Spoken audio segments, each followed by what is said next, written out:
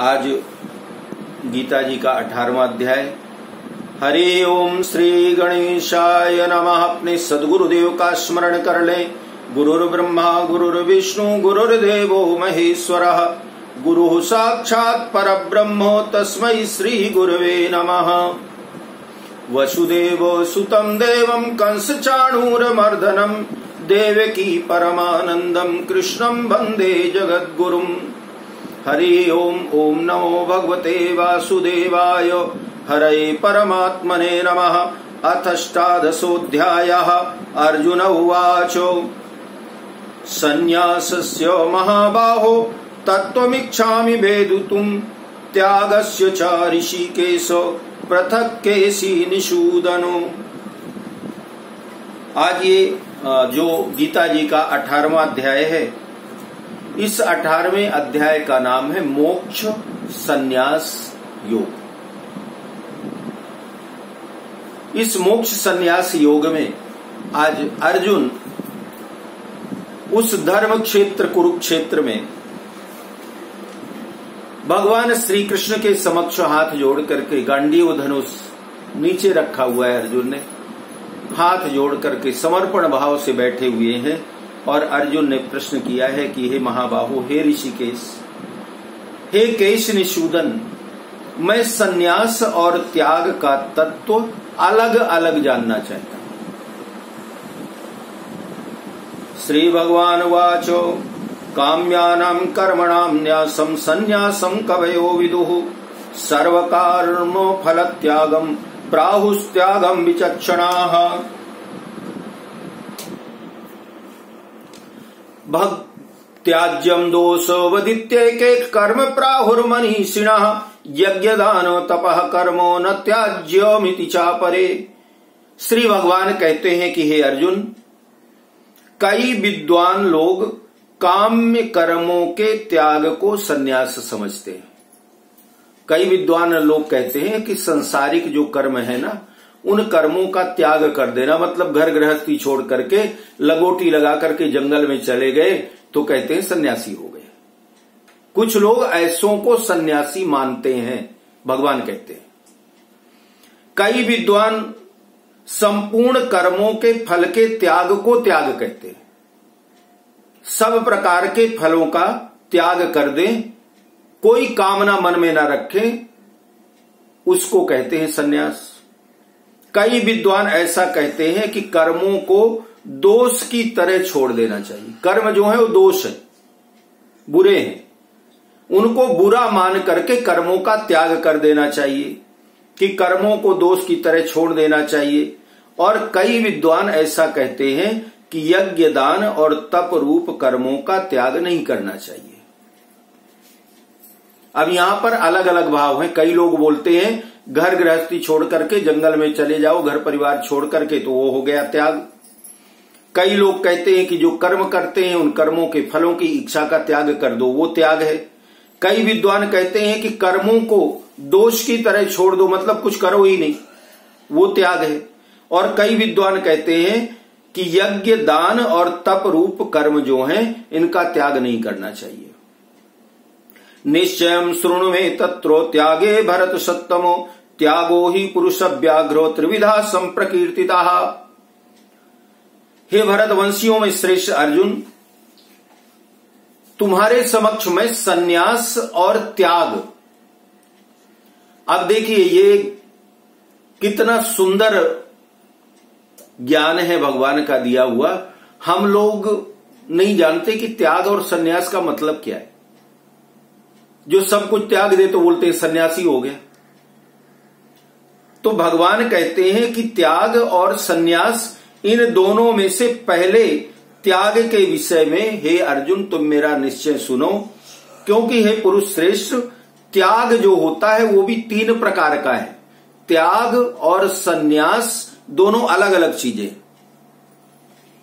दोनों को एक नहीं मानना चाहिए। त्याग अलग है और सन्यास अलग है। यज्ञदान तपः कर्मो न त्याज्यम कार्यमेव ततो यज्ञोदानम तपस्यैव पावनानि मनीषिणाम। यज्ञ, दान और तप रूप कर्मों का त्याग नहीं करना चाहिए। यज्ञ करना, दान करना, तप करना, भगवद स्मरण करना, इन कर्मों का त्याग नहीं करना चाहिए। भगवान कहते हैं बल्कि उनको तो करना ही चाहिए। दान करिए, यज्ञ करिए, तप करिए, क्योंकि यज्ञ, दान और तप ये तीनों ही कर्म मनीषियों को पवित्र करने वाले हैं। मनीषी का मतलब होता है विचारशील, जो विचार करता है, विचारशील है, बुद्धिमान है, जो कर्म अपनी कोई कामना न रख करके, और भगवान समझाते हैं कि जो कर्म अपने लिए कोई कामना न रख करके दूसरों के हित के लिए किए जाते हैं, वे कर्म पवित्र करने वाले हो जाते हैं। अर्थात दुर्गुण, दुराचार, पाप आदि मल को दूर करके महान आनंद देने वाले हो जाते हैं। लेकिन यही कर्म अगर कोई कामना रख करके किए जाए, दूसरे का बुरा करने के लिए कोई कर्म किया जाए, कोई पूजा पाठ किया जाए, काफी लोग ऐसे हैं जो बोलते हैं जी ऐसा करो पंडित जी, कोई ऐसी पूजा करो कि जिससे ये मेरा दुश्मनी चाहता है उसका बुरा हो जाए, मेरा काम बन जाए। तो भगवान अर्जुन को समझाते हैं कि अर्जुन, दूसरों का अहित करने के लिए किए गए जो कर्म है वो अपवित्र करने वाले, अर्थात इस लोक और परलोक दोनों में दुख देने वाले होते हैं। इसलिए ऐसा कोई कर्म जीवन में नहीं करना चाहिए जिससे किसी भी जीव मात्र को कष्ट हो। एतान्यपि तु कर्माणि संगम त्यक्त्वा फलानि च कर्तव्यानीति मे पार्थो निश्चितम मतमुत्तमम। हे अर्जुन, यज्ञ, दान और तप, इन कर्मों को तथा दूसरे भी कर्मों को आसक्ति और फलों की इच्छा का त्याग करके करना चाहिए। यह मेरा निश्चित किया हुआ उत्तम मत है। भगवान कहते हैं कि हमारे द्वारा कोई यज्ञ किया जाए, हमारी आदत क्या है, यज्ञ करते हैं, लेकिन यज्ञ में भी कहीं ना कहीं अपना भाव क्या होता है, हमारा नाम हो, लोग हमें जाने। एक बड़ा सुंदर दृष्टांत है कि ठाकुर जी का एक नगर में मंदिर था, कन्हैया जी का, और उस मंदिर में भगवान का, उसी नगर का एक भक्त था। उस भक्त का नियम था कि रोज सुबह आकर के ठाकुर जी की सेवा में लग जाए, पत्नी घर में भोजन बनाए तो दोपहर में जाए तो भोजन ला करके ठाकुर जी का भोग लगाए, शाम को ठाकुर जी का भोग लगाए, आरती करे, फिर रात में अपने घर चला जाए। और भगवान के साथ उसका ऐसा संबंध बन गया था कि वो भगवान के साथ बात किया करता था। अब उस नगर के जो सबसे संपन्न व्यक्ति थे, सेठ जी थे, तो उन्होंने बहुत बड़ा यज्ञ किया। हजारों ब्राह्मण, ऋषि, महात्मा, संत आए हुए थे उस यज्ञ में। अब जिस दिन यज्ञ का भंडारा था, लंगर था, सारे नगर के लोगों को प्रसाद के लिए बुलाया गया। तो आज उस भगत ने भगवान से कहा कि महाराज, ठाकुर जी, हे कन्हैया, आज मेरे घर में भोजन नहीं बनेगा और आपके लिए भी आज मैं भोजन लेकर के नहीं आऊंगा। भगवान ने पूछा क्यों? भगत ने कहा महाराज, आज वो सेठ जी के यहां यज्ञ हो रहा है, उसमें सबको प्रसाद लेने जाना है, सेठ जी ने सबको आमंत्रित किया है, तो आपके लिए तो यज्ञ ही हो रहा है, तो आपके लिए मैं क्यों लेकर के आऊं भोजन? आपको तो वैसे भी जाना है वहां प्रसाद पाने, क्योंकि वो यज्ञ ही कृष्ण महायज्ञ है। तो कन्हैया जी ने कहा, देख भगत, तू भूखे मत मारना मुझे, तू जाकर के लंगर में प्रसाद लेकर के आना, मेरे लिए ले आना घर से बनाकर, तो मेरा भोग तो लगा देना। उसने बोला, महाराज ऐसे थोड़ी होता है, अरे आपके लिए इतना बड़ा यज्ञ किया सेठ ने, हजारों तो संत महात्मा आए उस यज्ञ में प्रसाद लेने के लिए, और आपके लिए यज्ञ किया, आप भोजन करने नहीं जाओगे, आपको तो वहीं जाना पड़ेगा।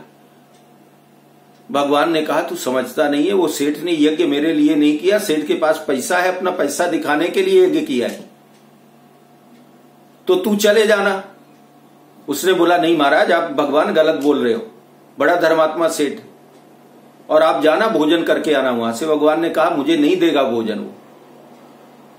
उसने बोला, नहीं महाराज, ऐसे थोड़ी होता है, आप जाके तो देखो, बड़े मान सम्मान से आपको भोजन मिलेगा।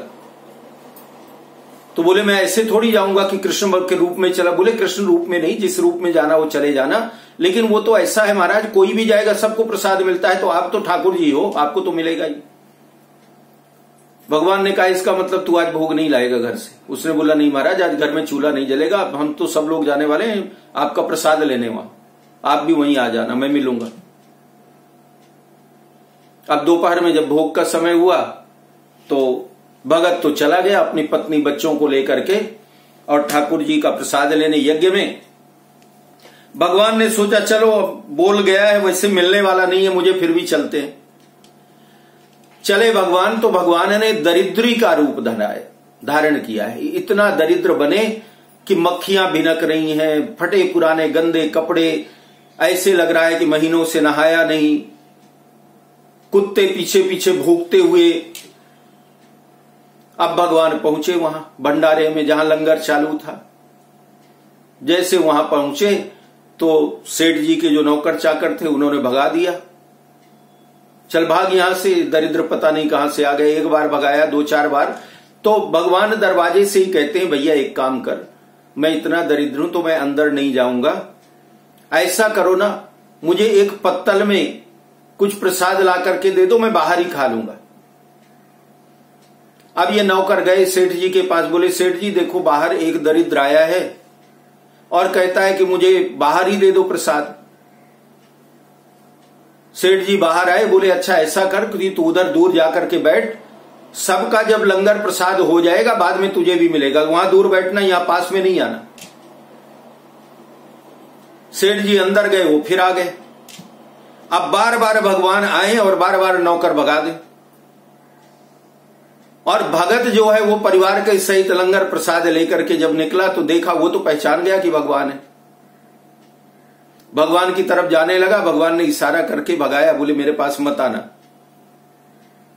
इशारा करके ये कहा कि तू देख ले, तू बोल रहा था ना मेरे लिए यज्ञ हो रहा है, तो देख मेरी क्या दशा है। अब भगवान बार बार दरवाजे के पास जाए, सेठ को आई गुस्सा, तो सेठ ने नौकरों को कहा एक काम करो, एक डंडा उठाओ, 10 डंडा मारो, इसको मार के भगाओ। अरे ये दरिद्र कहीं अंदर घुस आएगा तो मेरे जितने मेहमान आए हैं सब इसके घिन के मारे घृणा से भाग जाएंगे और मेरी कितनी बदनामी होगी कि ये दरिद्र कहां से बीच में घुस आया, भगाओ इसको। सेठ के नौकरों ने उठाया डंडा और डंडा उठा करके जब मारने के लिए दौड़े तो भगवान क्यों मार खाए, भागे वहां से, गए अपना रूप धारण करके मंदिर में पधार गए, विराज गए। अब इधर भगत जो है उसको चैन नहीं पड़ी, मैं तो भोजन करके आया, मेरा ठाकुर तो आज भूखा रह गया। जल्दी जल्दी पत्नी बच्चों को घर छोड़ा और दौड़ता गया मंदिर में। ठाकुर जी बैठे हैं। ठाकुर जी ने कहा देख तू बोल रहा था ना बड़ा धर्मात्मा है तेरा सेठ, कैसे भोजन कराया मुझे देखा तूने? उसने बोला प्रभु गलती तो आपकी भी है ना, आप भगवान हो, इतने सुंदर हो, इतने प्यारे हो, फिर ये दरिद्र बनकर के क्यों गए थे? भगवान ने कहा कि ये बता कि जो यज्ञ हुआ है इस जगत में, चाहे वो दरिद्र हो चाहे स्वरूपवान हो, सबके अंदर मैं ही विद्यमान हूं, मैं ही हूं। और जिनको प्रतिदिन अच्छा उत्तम भोजन मिलता है, ये बड़े बड़े संत महात्मा सेठों, इनको बुला करके भोजन कराया। और एक दरिद्र जो भूखा है, सही में भोजन की आवश्यकता है, उसको नौकरों से धक्के मार के भगवा रहा है। और तुम कहते हो यज्ञ कर रहा है। यज्ञ का मतलब होता है कि उस यज्ञ में दीन दुखी दरिद्र की सेवा प्रथम होनी चाहिए, यही यज्ञ कहलाता है। यज्ञ का मतलब अपना मान बढ़ाने के लिए फिर तो कोई कॉकटेल पार्टी रख देते, बुला लेते, सबको इनवाइट कर देते, खा पी के जाना भाई। क्योंकि जब बड़े बड़े कोई यज्ञ होते हैं ना, आप लोगों ने अगर देखा हो, आजकल तो खैर शहरों में होने लगे, जगह नहीं होती, नहीं यज्ञ में नियम होता था कि जब कोई बड़ा यज्ञ होता है तो उसमें एक ध्वजा गाड़ी जाती है, एक झंडा लगाया जाता है, बड़ा पताका। और वो पताका इसलिए लगाई जाती थी कि उस धर्मक ध्वज को लोग दूर दूर से देखें, और जहां तक वो ध्वजा दिखाई देती थी वहां से जो गरीब भूखा दरिद्र वो उस स्थान में आए और उसे वहां पर प्रसाद ठाकुर जी का प्राप्त हो, इसलिए वो झंडा लगाई जाती थी। धर्मक ध्वजा का मतलब यही होता था। उसे देख करके जो आए उसको कभी निराश भूखा नहीं लौटाना चाहिए। भगत जब सफाई देने लगा तो भगवान को आया क्रोध, और ऐसा क्रोध आया महाराज कि अचानक एक बवंडर आया, हवा का तेज, सारा पांडाल वंडाल जो सेठ जी का लगा था वो सब उड़ गया और आग लग गई। और ऐसी आग लगी महाराज कि उसमें सेठ परिवार के सहित जल करके भस्म हो गया, यज्ञ हो गया खंडित। तो ये कौन सा यज्ञ है? नाम यज्ञ का है, लेकिन ये तामसी यज्ञ है। तो भगवान कहते हैं कि यज्ञ, जप, यज्ञ, दान, तप, ये सब त्याग का ही स्वरूप है, लेकिन जब ये किए जाएं बिना किसी कर्मफल की इच्छा से, अपने नाम बढ़ाने के लिए, कर्मासक्ति और फलासक्ति यही सबसे बड़ा बंधन है। कर्म की आसक्ति, मुझे ये काम पूरा करना है और ये काम पूरा होगा तब ऐसा हो जाएगा, ये है फलासक्ति।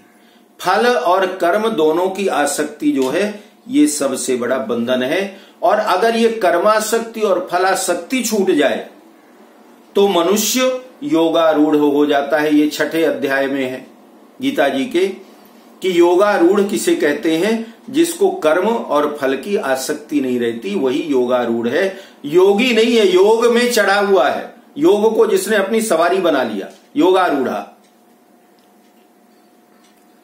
शुभ कर्म भी निष्काम भाव होने से ही कल्याण करने वाले होते हैं। कोई कितना भी अच्छा कर्म, हम शुभ कर्म करें, अगर वो निष्काम है तो कल्याणकारी है, और अगर सकाम भाव से किया जाता है तो सकाम भाव से किए हुए शुभ कर्म भी शुभ फल नहीं देते हैं। नियतस्य तु संन्यासः कर्मणो नोपपद्यते मोहतस्य परित्यागस्तामसः परिकीर्तितः। जो कर्म निश्चित है, हमारा शरीर मनुष्य का है, गृहस्थ में हमारा जन्म हुआ है, तो गृहस्थ धर्म का पालन करना ये हमारे लिए निश्चित कर्म है, नियत कर्म है। तो जो हमारा नियत कर्म है इसका त्याग करना उचित नहीं होता। जो कर्म हमारे लिए निश्चित है उसको करना चाहिए, उसका मोह पूर्वक त्याग करना तामस कहा गया है। शास्त्रों ने जिन कर्मों को करने की आज्ञा दी है वे सभी विहित कर्म कहलाते हैं। अर्थात शास्त्रों में जो काम करने में मनाही नहीं है, जैसे गृहस्थ में रहना, विवाह करना, संतान उत्पन्न करना, अपने गृहस्थ धर्म का पालन करना। जब परिवार है, पत्नी है, तो धन भी कमाना पड़ेगा, तो धन भी कमाना है।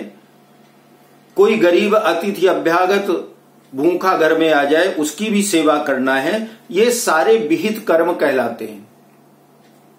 और विहित कर्मों में भी वर्ण, आश्रम और परिस्थिति के अनुसार जिसके लिए जो कर्म आवश्यक है, जो जिस आश्रम में है, उस आश्रम में, गृहस्थ में है, कोई वानप्रस्थ आश्रम में है, कोई संन्यास आश्रम में है, कोई ब्रह्मचर्य आश्रम में है, जो जिस आश्रम में है उसके लिए जो निश्चित कर्म है वो कर्म मनुष्य को करना चाहिए, उसकी जिम्मेवारी होती है। जैसे इसको ऐसे समझ लीजिए ना कि किसी को पहरे पर खड़ा कर दिया, पहरेदारी में खड़ा कर दिया, अथवा किसी को जल पिलाने के लिए, पानी पिलाने के लिए प्याऊ में खड़ा कर दिया।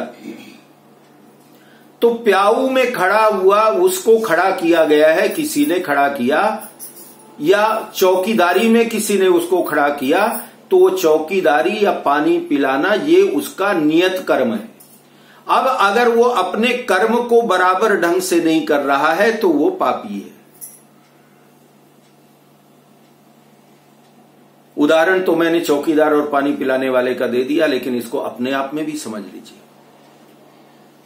हम गृहस्थी हैं, स्त्रियों का धर्म होता है अपने घर को सुंदर, सुसज्जित और सत्कार वाला बना करके रखना। घर में कोई आए, कहते हैं कि याचकाः नैव याचन्ति बोधयन्ति गृहे गृहे। कोई भिखारी भूखा आपके घर में जो आता है वो असल में मांगने के लिए नहीं आता, वो हमें ज्ञान देने के लिए आता है कि देखो पूर्व जन्म में मैंने कुछ दान नहीं किया था तो इस जीवन में मांगने वाला बना। इसलिए भगवान ने आपको अगर समर्थवान बनाया है तो अपने जीवन में सत्कर्म करिए, गरीब दरिद्र की सेवा जरूर करें। भगवान कहते हैं कि अर्जुन, अपने नियत कर्म का जो त्याग करता है, जिसको जो काम सौंपा गया है, अपने काम का जो त्याग करता है, वो त्याग करने से उसका विप्लव होता है। नियत कर्म का त्याग करने से समाज में अव्यवस्था हो जाती है। इसलिए कोई नौकरी में है तो रुपए कम मिले या ज्यादा मिले, सुख आराम कम मिले या अधिक मिले, लेकिन जो उसका नियत कर्म है, अपने कर्म का उसको त्याग नहीं करना चाहिए।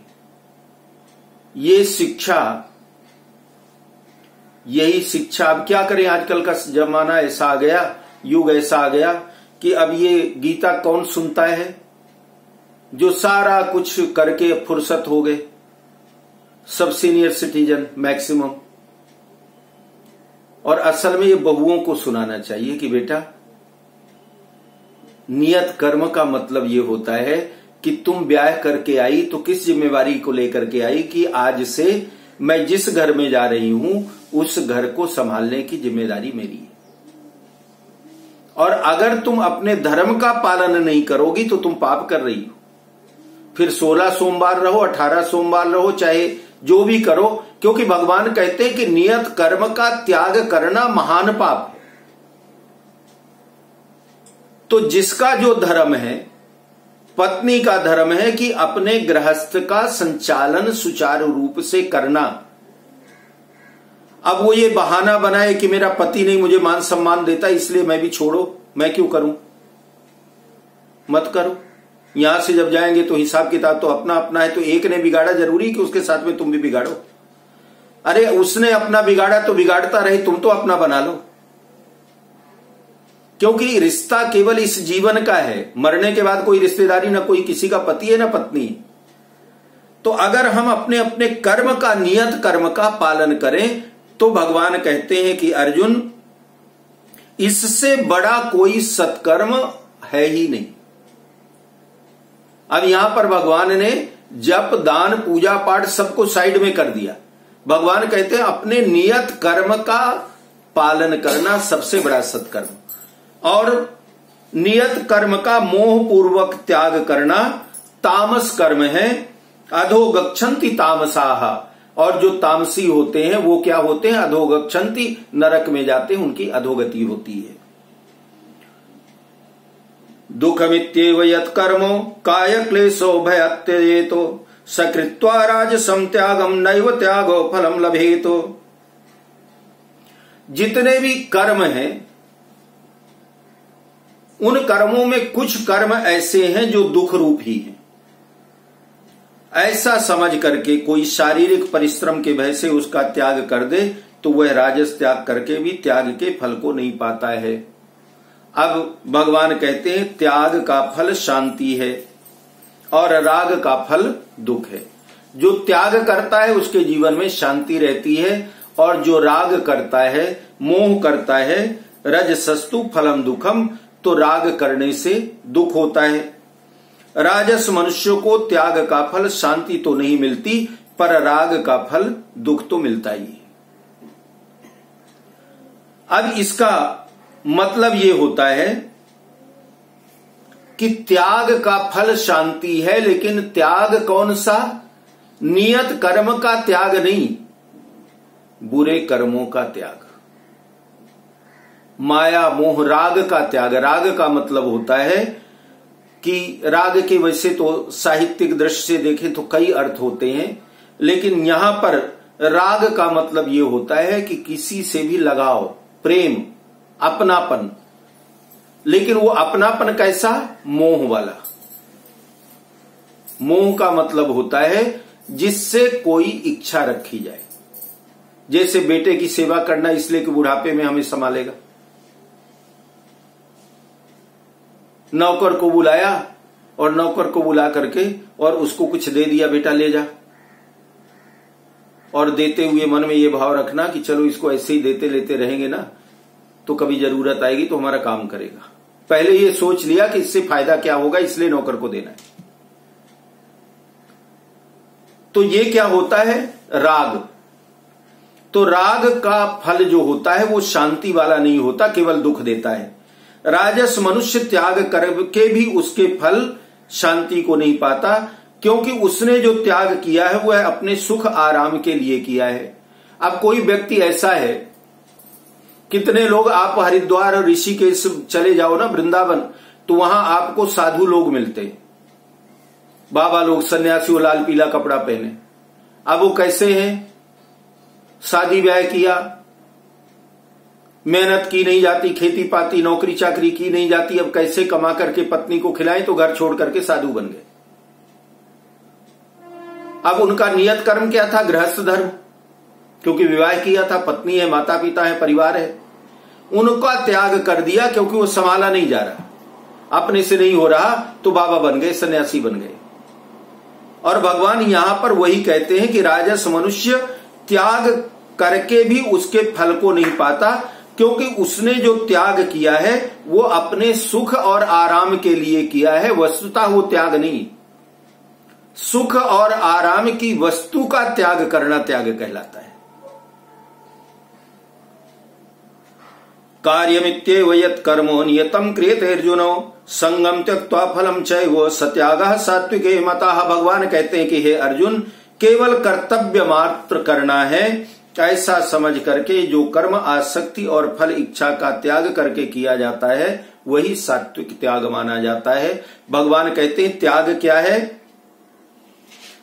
जो भी कर्म हम करते हैं, चाहे वो नियत कर्म हो चाहे अनियत कर्म हो, जो भी कर्म करते हैं उस कर्म को करते हुए हम केवल ये मान लें कि हमारा ये कर्तव्य है, हमारा ये धर्म है करना, लेकिन उसका फल क्या होगा, हमें प्राप्त क्या होगा, ये कामना नहीं करें। एक मार्मिक बात यह है कि कर्तव्य मात्र समझ करके जो भी कर्म किया जाता है उससे संबंध विच्छेद हो जाता है।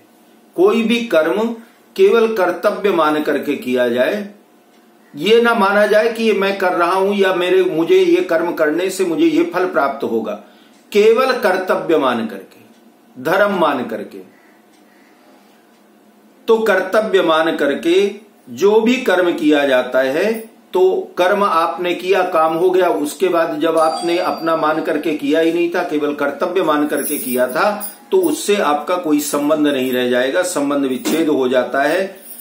लौकिक साधन कर्म योग तथा ज्ञान योग में शरीर संसार से संबंध विच्छेद मुख्य है, इसलिए साधक को प्रत्येक कर्म कर्तव्य समझ करके ही करना चाहिए। उसको न तो मजबूरी समझें और न ही ये मान करके करें कि ये करने से मुझे ये प्राप्त होगा।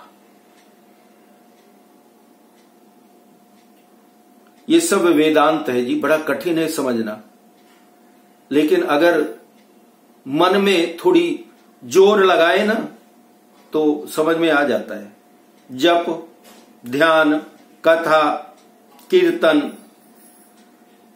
आदि कर्तव्य समझ करके नहीं करने चाहिए, बल्कि सेवा पूजन समझ करके उनकी प्रसन्नता के लिए प्रेम को पूर्वक करना चाहिए। जैसे दवा जो है वो कर्तव्य समझ करके ली जाती है, लेकिन भोजन कर्तव्य समझ करके नहीं किया जाता, प्रत्युत अपनी भूख मिटाने के लिए किया जाता है। ऐसे ही भक्तों को भी जप, ध्यान आदि कर्तव्य समझ करके नहीं करना चाहिए। इसको समझिए, जप ध्यान ये भगवान का धन्यवाद करने के लिए करना चाहिए, कर्तव्य नहीं। अपनी स्वयं की भूख मिटा करके भगवान के साथ नित्य संबंध जागृत करने के लिए कर्म करना चाहिए। यदि वह जप ध्यान आदि कर्तव्य समझ करके करेगा तो भगवान के प्रति प्रेम नहीं जागृत होगा। भगवान ने हमको ये शरीर दिया, बुद्धि दी, तो इन सब को कारण भगवान का धन्यवाद भी करना तो बनता है। केवल कामना तो भगवान यहां कहते हैं कि जप, ध्यान, कीर्तन, भजन इत्यादि जो हैं ये कर्तव्य नहीं, बल्कि भगवान का धन्यवाद करने के लिए भगवान का जप कीर्तन इत्यादि करना चाहिए, तभी भगवान से प्रेम होगा। अगर कर्तव्य मान करके करेंगे तो कर्तव्य का क्या, भगवान ने कहा कि कर्तव्य का मतलब काम करो और भूल जाओ, ये कर्तव्य है। लेकिन भगवान का नाम जप करना है, नाम स्मरण करना है, तो उसको भूलना नहीं है, भगवान से प्रेम करना है। इसलिए जप ध्यान इत्यादि जो है ये कर्तव्य नहीं है, बल्कि इनको भगवत संबंध प्रेम स्थापित करने के लिए भगवान का करना है। न द्वेष्ट कुशलम कर्मो कुशले नानुसज्जते त्यागी सत्व समाविष्टो मेधावी छिन्न संशयः। जो अकुशल कर्म से द्वेष नहीं करता और कुशल कर्म में आसक्त नहीं होता, वह त्यागी, बुद्धिमान, संदेह रहित और अपने स्वरूप में स्थित है। मनुष्य का स्वभाव है कि वह राग पूर्वक ग्रहण और द्वेष पूर्वक त्याग करता है। मनुष्य का स्वभाव कैसा है? कोई बहुत अच्छा लगता है ना, बड़ा प्रेम है तो उसको ग्रहण करता है। बेटा बहुत अच्छा लगता है, पोता बहुत अच्छा लगता है, उससे बड़ा प्रेम। लेकिन कोई नहीं अच्छा लगता तो उसका त्याग कर देता है, अरे इसका तो मुंह ही नहीं देखना। तो त्याग जब वो करता है तो कैसे करता है? द्वेष पूर्वक, प्रेम से नहीं। त्याग करके भूल नहीं जाता, बल्कि द्वेष पूर्वक त्याग करता है। राग और द्वेष दोनों से ही संसार से संबंध जुड़ता है। त्याग का मतलब ये नहीं है कि कोई आपको पसंद नहीं है तो वो कोई चीज आपको पसंद नहीं उसको त्याग कर दिया। जैसे कई जगह तीर्थ स्थान में जाते हैं ना, तो तीर्थ में हमारे जैसे गया जी हैं, तो गया जी में भी कोई अपने पितरों का तर्पण करने जाते हैं तो वहां पंडे बोला करते हैं कि यहां कुछ ना कुछ छोड़ करके जाना चाहिए। कोई चीज ऐसी है जो बड़ी प्यारी हो, छोड़ करके जाओ।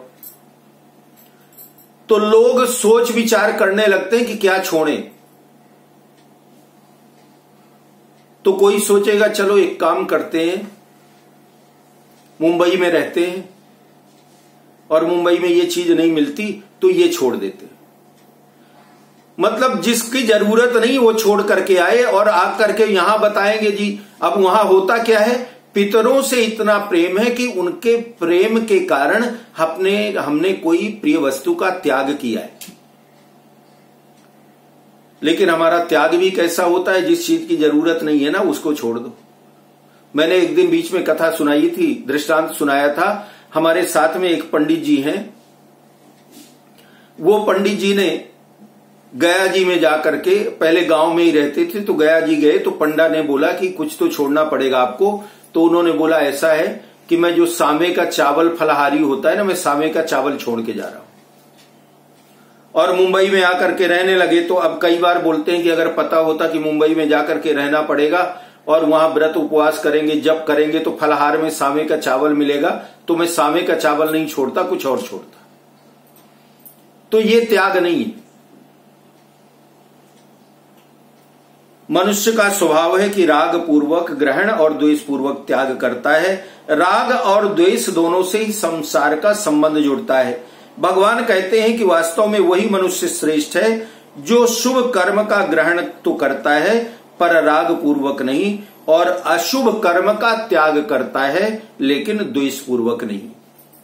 न हि देह भृताम शक्यम त्यक्तुम कर्माण्यशेषतः यस्तु कर्मो फल त्यागी सत्यागीत्यभिधीयते। भगवान कहते हैं कि देहधारी मनुष्य के द्वारा संपूर्ण कर्मों का त्याग करना संभव नहीं है। संसारी जो मनुष्य हैं वो कितना भी कोशिश कर लें कि हम सब कुछ त्याग कर दें, सारे कर्मों का त्याग कर दें, तो मनुष्य के द्वारा ये थोड़ा सा असंभव हो जाता है समस्त कर्मों का त्याग करना। इसलिए जो कर्म फल का त्यागी है वही त्यागी है, ऐसा कहा जाता है। और कोई वस्तु नहीं त्यागनी आपको। भगवान कहते हैं अर्जुन किसी वस्तु का त्याग नहीं करना, केवल जो कर्म कर रहे हो अपने द्वारा किए हुए कर्म के फलों का त्याग करो। सारे कर्म ये मान करके करो कि प्रभु की इच्छा थी इसलिए आप कर रहे हो। कर्म फल त्याग का मतलब है कर्म फल की इच्छा का त्याग। कोई कर्म आप अपनी इच्छा से नहीं कर सकते। सब में इच्छा उस प्रभु की ही होती है, कारण कि कर्म फल का त्याग हो ही नहीं सकता। जैसे शरीर भी कर्म फल है, ये शरीर भी हमको पूर्व जन्म के कर्म के फल के अनुसार तो मिला है। कोई पागल है, कोई मंद बुद्धि है, कोई बहुत बुद्धिमान है, तीव्र बुद्धि वाला, कोई बड़े सुंदर शरीर वाला है, कोई किसी का शरीर कम सुंदर है, कोई काला है, कोई गोरा है। तो ये शरीर भी हमें कर्म के फल का प्रसाद रूप ही मिला है। पूर्व जन्म के कर्मों के अनुसार ही हमको ये शरीर भी मिला है। तो क्या ये शरीर का त्याग किया जा सकता है? शरीर मिला, इसका त्याग तो नहीं करेगा। आत्महत्या करना तो पाप है। इस शरीर के द्वारा जो कर्म किए जाते हैं उन कर्मों के फलों का त्याग करना है। अब आप भोजन करो और भोजन करने के बाद पेट भर जाएगा, तृप्ति हो जाती है, तो तृप्ति का त्याग कैसे करोगे? तो भगवान कहते हैं कि साधक को और कोई त्याग नहीं, कर्म फल की इच्छा का त्याग करना है। फल इच्छा का त्याग करने से साधक सुखी दुखी नहीं होगा, ना सुख ना दुख। इसलिए गीता में फल इच्छा के त्याग को ही फल का त्याग कहा गया है। अर्थात सबसे बड़ा त्याग है कि जो भी फल कर्म हम करते हैं उस कर्म के फल की इच्छा ना रखें। अनिष्टमिष्टम मिश्रम च त्रिविधम कर्मणः फलम भवत्यत्यागिनां प्रेत्य न तु सन्यासिनां क्वचित्। कर्म फल का त्याग न करने वाले मनुष्यों को कर्मों का इष्ट, अनिष्ट और मिश्रित 3 प्रकार का फल मरने के बाद भी भोगना पड़ता है। लेकिन कर्म फल का त्याग करने वालों को ऐसे किसी प्रकार के फल का बंधन नहीं होता। अब ये भी भगवान बड़ी अच्छी बात कहते हैं कि हम लोग हमेशा कहते हैं कि मुक्ति मिले, बार बार जन्म और मृत्यु के बंधन से हम मुक्त हों। तो बार बार जन्म और मृत्यु के बंधन से अगर मुक्त होना है तो उसका समाधान, उसका साधन यही है कि कर्म फल की इच्छा का हम त्याग करें। अगर कर्म फल की इच्छा का त्याग नहीं करेंगे तो मरने के बाद हमने जो कर्म किया है उनके फल के अनुसार हमको भोगने के लिए जन्म लेना पड़ेगा। जिस परिस्थिति को मनुष्य चाहता है वह अनुकूल कर्म फल है, जिस परिस्थिति को मनुष्य नहीं चाहता वो अनिष्ट अर्थात प्रतिकूल कर्म फल है, और जिसमें कुछ भाग इष्ट का तथा कुछ भाग अनिष्ट का होता है वह मिश्रित कर्म फल है। वास्तव में देखा जाए तो संसार में मिश्रित फल ही होता है। अनुकूल परिस्थिति से सुखी होना और प्रतिकूल परिस्थिति में दुखी होना यही सबसे बड़ा बंधन है। अर्थात भगवान कहते हैं कि अर्जुन, बुद्धिमान जो होता है अच्छा समय आता है तब भी वैसा ही और बुरा समय आता है तब भी वैसा ही। सुख और दुख का अनुभव न वो अच्छे में करता और न बुरे में करता, हमेशा समान रहता है, क्योंकि पूर्व जन्म में किए हुए कर्मों के अनुसार इस जन्म में मनुष्य के सामने अनुकूल और प्रतिकूल, अच्छी और बुरी परिस्थिति तो आती है, लेकिन उससे अगर वो सुखी और दुखी नहीं होता, कोई अंतर नहीं पड़ता, तो कर्म फल के बंधन से वो मुक्त हो जाता है। पंचैतानि महाबाहो कारणानि निबोध मे, सांख्ये कृतान्ते प्रोक्तानि सिद्धये सर्व कर्मणाम। हे महाबाहो अर्जुन,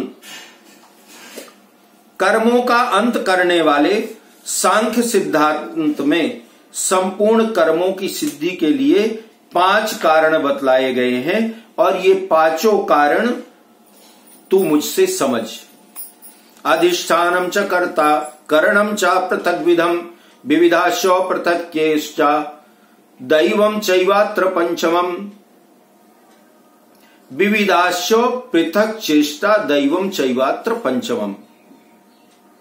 यहां आत्मा को अकर्ता बताने के लिए 5 कारणों का वर्णन किया गया। अर्थात हमारी जो आत्मा है, आत्मा कुछ नहीं करती है, वो अकर्ता है।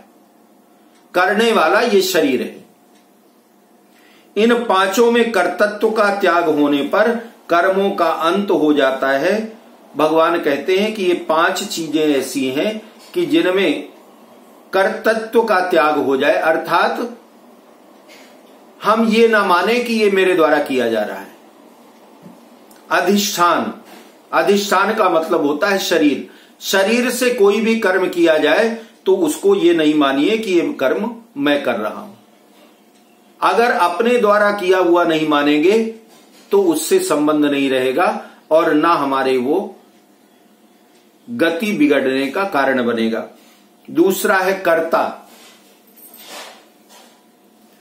कर्ता का मतलब होता है अपरा। अपरा मतलब जड़ प्रकृति जो है, जड़ प्रकृति के अहंकार के साथ संबंध जोड़ने वाला अविवेकी मनुष्य। तीसरा है करण। 5 कर्मेंद्रियां, 5 ज्ञानेंद्रियां और मन, बुद्धि तथा अहंकार, ये 13 जो होते हैं इनको करण कहते हैं।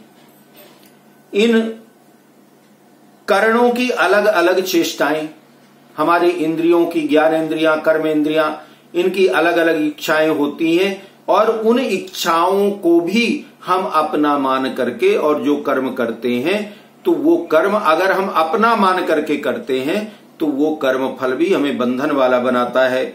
स्वभाव अथवा अंतःकरण के अच्छे बुरे संस्कार, क्रिया का वेग और स्वभाव दोनों एक ही हैं। शरीर वाक् मनोभिर्यत् कर्म प्रारभते नरः न्यायं वा विपरीतं वा पंचैते तस्य हेतवः। मनुष्य शरीर, वाणी और मन के द्वारा शास्त्र में जो नियम बताया गया है या शास्त्र के विरुद्ध जो कुछ भी कर्म आरंभ करता है, पूर्वोक्त 5 हेतु होते हैं। भगवान कहते हैं अर्जुन, मनुष्य को शरीर मिला और ये शरीर को प्राप्त करके वाणी और मन के द्वारा जो शास्त्रों में नियम बताए गए हैं वो या तो शास्त्रों के विपरीत, विरुद्ध, उल्टा पुल्टा जो भी कर्म करता है वो सारे कर्म, हम कहते तो ये हैं कि देखिए ये जो अध्याय है ये अध्याय बहुत समझने का है। समझने का क्यों है? कभी कभी हम लोग कह देते हैं ना कि जब भगवान की इच्छा के बिना एक पत्ता भी नहीं हिलता तो फिर हम चाहे जो करें हमारा दोष क्या है? करवाने वाला तो भगवान ही है। इस अध्याय में भगवान वही तो समझा रहे हैं, लेकिन अब मुश्किल यह है कि इसको समझना बड़ा कठिन है। भगवान बड़ी अच्छी बात बता रहे हैं और ये समझने की बात है।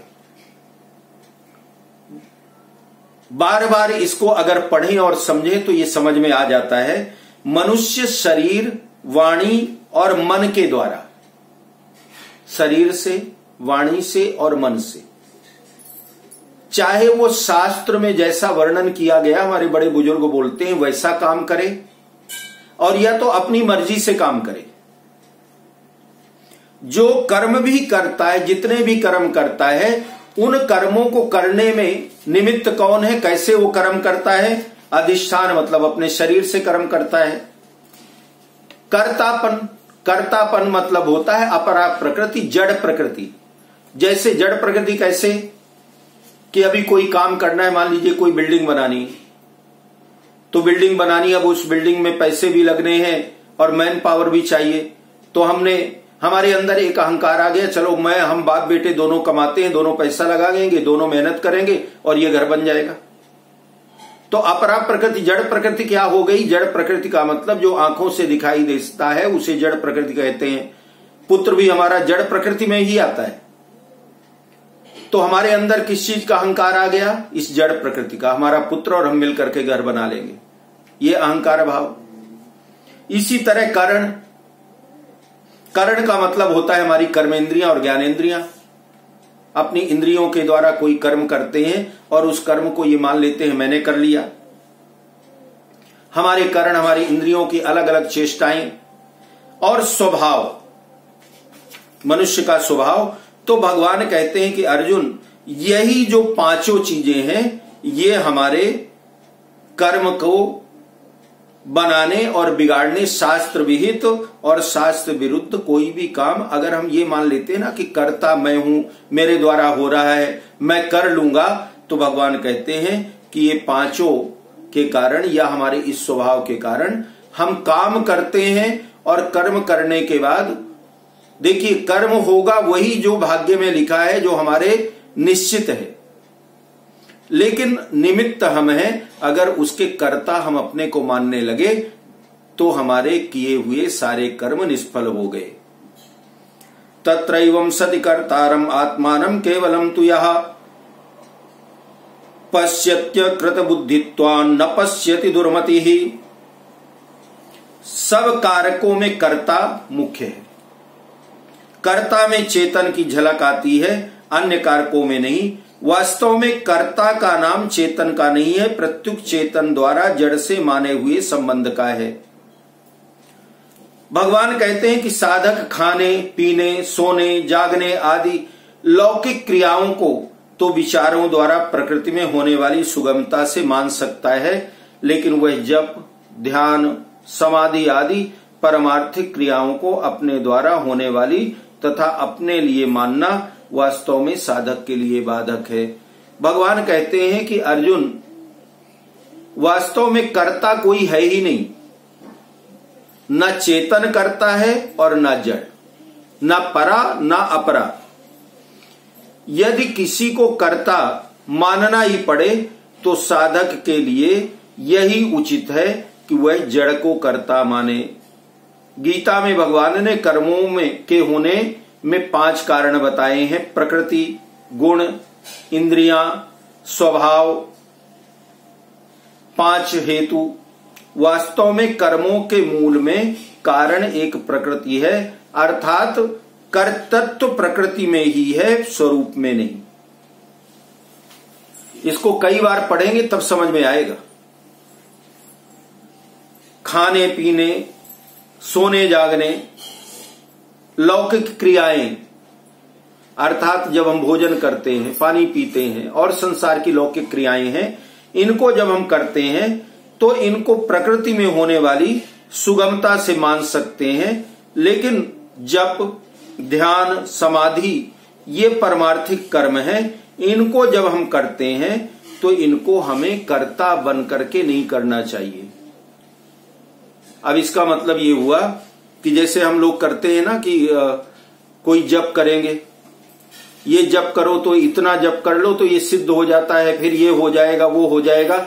भगवान कहते हैं कि अर्जुन, कोई भी परमार्थिक कर्म जब जप ध्यान समाधि इत्यादि करते हैं तो उससे फल की इच्छा मत रखिए, आपका वो धर्म है। क्योंकि ये शरीर दिया है जिस परमात्मा ने, उस परमात्मा का धन्यवाद करना ही जप पूजा इत्यादि है। उससे कुछ पाने की इच्छा मत रखिए। अगर पाने की इच्छा रखेंगे तो आपने जप पूजा ध्यान इत्यादि किया, लेकिन वो सब कुछ आपके जीवन में बाधक बन गया, कोई फल उसका मिलने वाला नहीं। कारण कि ज्ञान योग की दृष्टि से क्रिया, कोई भी कर्म जो हम करते हैं ना, वो चाहे छोटा हो या बड़ा हो, नीची से नीची वह एक जाति की प्रकृति ही है। लाठी घुमाना और माला फेरना दोनों क्रियाएं अलग अलग होने पर भी प्रकृति में ही है। कोई लाठी घुमाए और चाहे माला घुमाए, है तो प्रकृति में ही। खाने पीने सोने जागने आदि से लेकर के जप ध्यान समाधि संपूर्ण लौकिक परमार्थिक क्रियाएं, ये सब प्रकृति में हो रही हैं। कहां हो रही हैं? जड़ में, अपरा जड़ में हो रही हैं। प्रकृति के संबंध के बिना कोई भी क्रिया संभव नहीं है, कोई ऐसा काम नहीं है जो प्रकृति के संबंध के बिना हो सके। इसलिए अभी इतना जो मैंने इसका मतलब समझाया ना, मुझे पता है कुछ समझ में नहीं आया, लेकिन कई बार पढ़ेंगे तो समझ में आएगा। अब एक लाइन में बता देता हूं कि ये समझ में कैसे आएगा। साधक को चाहिए कि वह परमार्थिक क्रियाओं का त्याग ना करे, पर उनमें अपना कर्तृत्व ना माने। अर्थात आपने जो जप किया, पूजा किया, दान किया, किसी की सेवा की, उनका त्याग नहीं करिए, लेकिन उनको अपना कर्तृत्व नहीं मानिए। ये नहीं मानिए कि मैंने कर लिया, प्रभु की कृपा थी इसलिए मेरे द्वारा हो गया। अगर ऐसा मान लें, केवल इतना ही मान लेना, उसको त्याग मत करिए। केवल इतना मानिए कि प्रभु की कृपा थी इसलिए मैं कर पाया। शास्त्र विहित होने के कारण परमार्थिक क्रियाओं का अंतःकरण में जो विशेष महत्व रहता है वह भी जड़ता का ही महत्व होने से साधक के लिए बाधक है।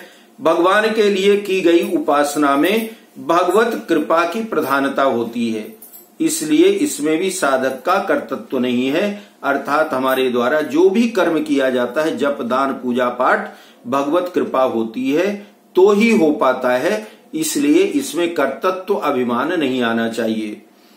यस्य नाहंकृतो भावो बुद्धिर्यस्य न लिप्यते हत्वा विषा इमान लोकान नहंति न निबध्यते।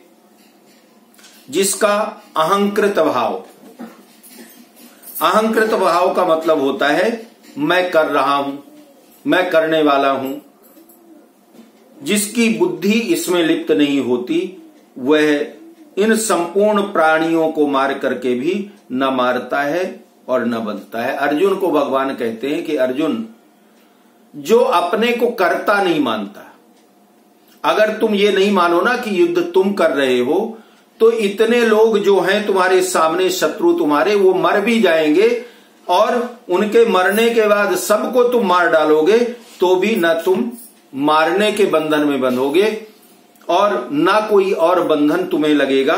अहंकृत भाव नहीं होना चाहिए। अहंकृत भाव का मतलब होता है मैं कर रहा हूं, ये कभी भी मन में नहीं सोचना चाहिए।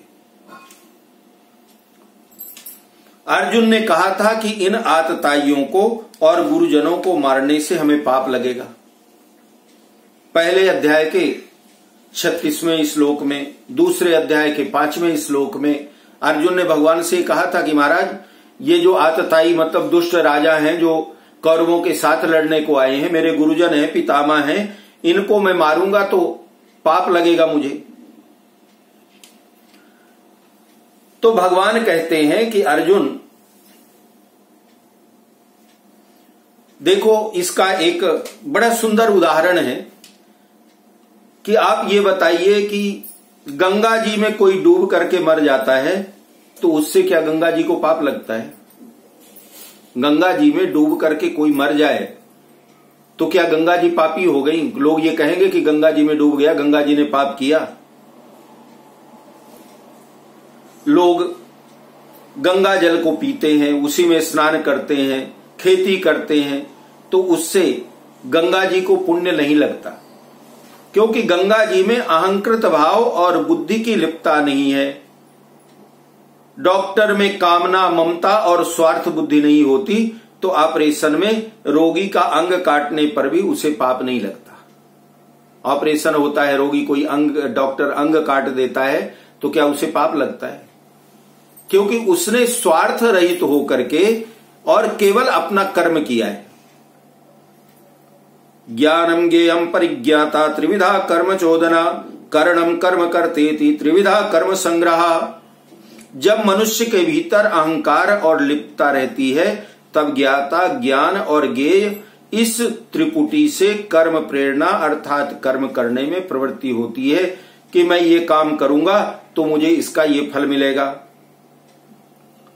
कर्म प्रेरणा होने से कर्ता, करण और कर्म, इनसे कर्म संग्रह अर्थात पाप कर्म अथवा पुण्य कर्म का संग्रह होता है। यदि कर्म संग्रह ना हो तो कर्म बांधने वाला नहीं होता, केवल क्रियमाण होता है, क्रिया मात्र होता है। भगवान कहते हैं कि अर्जुन, कोई भी कर्म आप करो लेकिन उस कर्म को के संग्रह की प्रवृत्ति का त्याग कर दो। अगर कर्म संग्रह की प्रवृत्ति छूट जाए कोई भी काम करके, और ये काम हमको इतना करना है, इतने दिन में हो पाएगा कि नहीं हो पाएगा, ये सारी भावनाओं का त्याग करके केवल प्रेरणा प्राप्त हुई प्रभु से, तो प्रेरणा के द्वारा अपने कर्तापन का अहंकार त्याग करके केवल कर्म करो और जो हो जाए वो करो। नहीं हुआ तो कोई बात नहीं, हो गया तो कोई बात नहीं।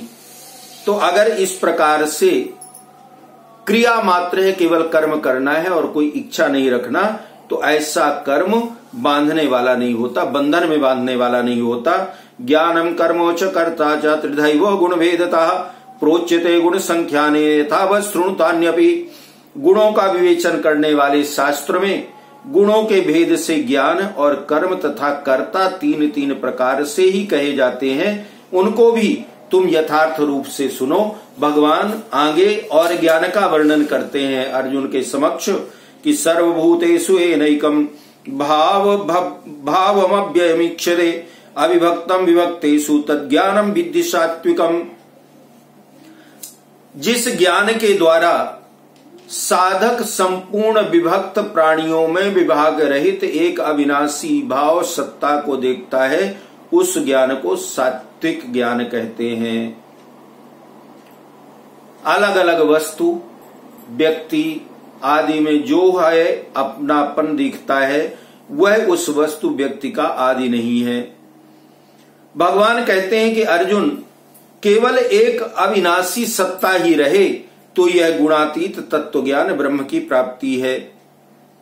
हमें अपने जीवन में कोई भी कर्म करते हुए निर्विकार तत्व को ही देखना चाहिए। हमको यही मानना चाहिए कि हम निमित्त हैं, कर्ता हम नहीं है। करवाने वाली जो शक्ति है वो निर्विकार है, उसी को पराचेतना भी बोलते हैं, पराशक्ति भी बोलते हैं।